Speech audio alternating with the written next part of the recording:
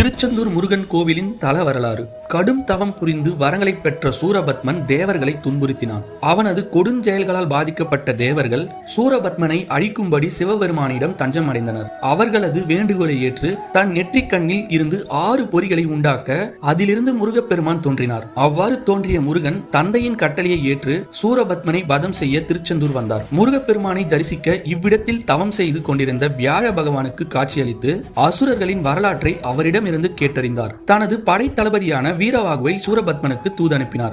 ஆனால் அழிவின் விளிம்பில் இருந்த அசுரன் அதை மறுத்து யுத்தத்திற்கு அரைக்கூவல் விடுத்தான். முடிவில் முருகப்பெருமானால் வதம் செய்யப்பட்டு அவரது கொடியில் இடம் பிடித்து நற்பேறு பெற்றான். வியாழ பகவானின் வேண்டுகோளை ஏற்று அவ்விடத்தில் தங்கிய முருகனுக்கு விஸ்வகர்மாவை அழைத்து ஆலயம் எழுப்பினார். சூரபத்மனை வெற்றி கொண்டதை குறிக்கும் பெயரால் ஜெயந்திநாதர் என்றழைக்கப்பட்ட முருகப்பெருமான் பெயர் மருவி செந்தில்நாதர் என்றும் திரு ஜெயந்திபுரம் என்பது திருச்செந்தூர் எனவும் மாறியதாக கூறப்படுகிறது.